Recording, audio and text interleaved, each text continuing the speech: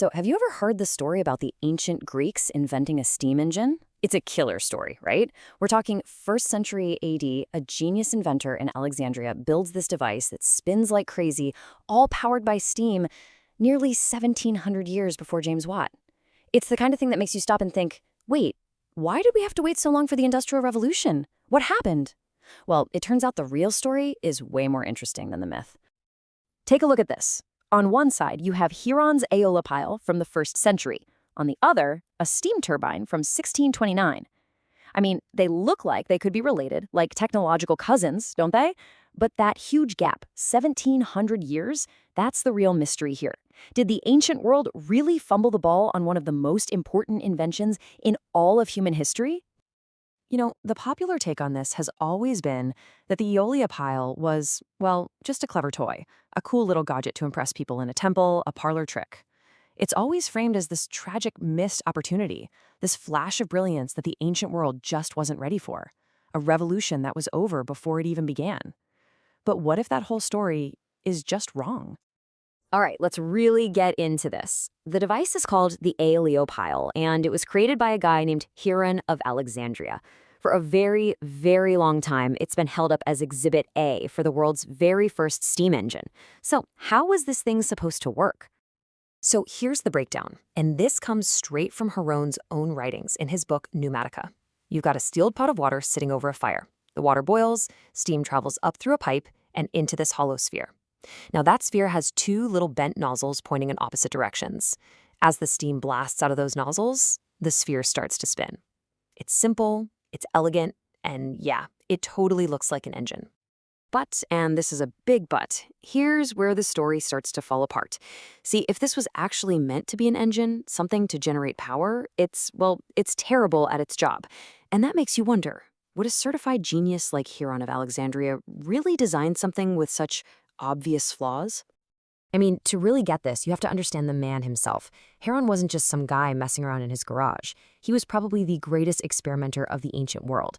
This is the man who invented the first vending machine. Seriously, you'd put a coin in and it would dispense holy water. He made automatic temple doors that swung open when you lit a fire on the altar. He built these incredibly complex puppet shows run by machinery, advanced surveying tools, even powerful war machines. This is not a guy who makes, quote, unnecessary mistakes of design. So this is the big question, right? If Heron was this brilliant, practical inventor, why was his so-called engine so comically bad at doing its job? This contradiction, the gap between the inventor's amazing skill and the device's terrible performance, that's the key that's going to unlock this whole mystery. Let's just break down the problems real quick. As a power source, the Aeolipile is a total disaster. The sphere is a terrible flywheel. It doesn't have enough mass to give you smooth, steady power. The joint where the steam goes in, it would either have a ton of friction or it would leak like a sieve. It also spun insanely fast. We're talking over 1,500 RPM, which would be an absolute nightmare to try and gear down with ancient tech. And finally, why a sphere? It's literally the hardest shape to attach anything to. A cylinder would have been so much easier and way more practical. Okay, so if it wasn't a failed engine, what in the world was it? To figure that out, we have to stop looking at it as this one-off, revolutionary invention. We need to start seeing it as the next logical step in a very long line of scientific experiments. Let's go back a few centuries and trace the family tree of this idea. It starts with simple stuff, like this thing called Hippocrates' bladder. It was a demonstration tool. You blow into a bladder full of water and sand and whatever, and the pressure helps separate everything into nice, neat layers. The big idea here is just using pressure to make something happen. And then the idea evolved. You had guys like Stratton and Phelan who took it a step further. Their devices showed that air is a real substance, that you can compress it, and here's the key, that you can use heat and cold to change air pressure and make water move around. So the concept is getting more complex. Now we're using temperature as a tool to create pressure. And now we get to another one of Heron's own inventions, which he called the squirt. It's basically an ancient aerosol can. You pump it up to build pressure, and it shoots out a jet of water with great violence. Now, Heron was a smart guy. He would have noticed that as the water shot out one way, the device itself would kick back in the other direction. That's recoil. And that little observation, that changes everything. So you see where this is going, right? When you put the Aeolipile at the end of this long line of experiments, its purpose suddenly becomes crystal clear. It stops looking like a terrible engine and starts looking like a brilliant scientific demonstration. It pulls together all the previous ideas, using heat to create pressure, to shoot out a fluid, all to show off the powerful force of recoil. This thing belongs in a lab, not a factory. Okay, so if all those design flaws we were talking about weren't actually mistakes, then they must have been on purpose. And if the Aeola pile wasn't built to generate power, then we've got to figure out what its real purpose was. And believe me, this is where the story gets really, really good. So just take a second and try to think like an ancient Greek scientist. You've just built this bizarre spinning sphere that moves all by itself with no visible effort. What huge, fundamental question about the universe could you possibly be trying to answer with a device like this? The answer lies with this man, Aristotle. For hundreds of years, his theory of motion was basically the law of physics. He argued that for anything, to move, it absolutely must push against something else. A person walks by pushing against the ground. A boat moves by pushing against the water. In Aristotle's world, nothing could move without an external medium to push off of. And that is the absolute genius of Heron's device. The Aeola pile is a direct physical argument against Aristotle's theory.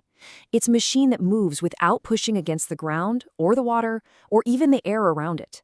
It moves by pushing against itself. It generates its own motion entirely from within. This wasn't a failed engine. It was a successful and incredibly important scientific counter-experiment. So yeah, we should probably just stop calling it a steam engine. A much better name, based on what it actually does, would be an autokinetic sphere, a self-moving sphere. All of those so-called flaws, like the leaky joint or the lack of gears, suddenly make perfect sense. Heron probably needed the joint to leak a little, just to prove the axis wasn't adding any force. It wasn't a failed machine at all. It was a successful, crucial experiment. Now, this realization does more than just change the story of one little gadget. It forces us to completely rethink how we look at ancient science, ancient technology, and really the whole idea of progress throughout history. The source material for this whole deep dive uses a fantastic word for the mistake we've all been making: retrojection. It's the error of looking at something from the ancient world through our modern-day glasses. We see a steam-powered device, and our brains immediately jump to Industrial Revolution.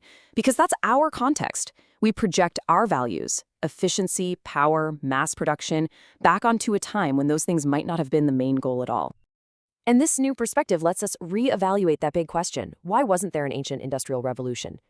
The old explanations, you see them on the left, they tend to focus on things like slavery or the idea that the upper class looked down on manual labor.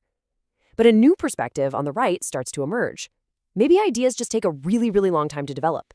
Maybe the main goal of science back then wasn't about generating power, but about gaining knowledge.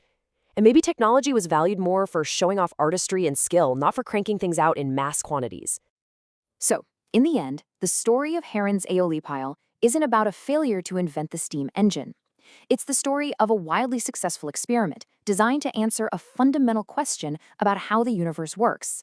It shows us a world where the highest scientific priority wasn't building bigger, faster machines, but gaining a deeper understanding of reality. The goal was knowledge over power.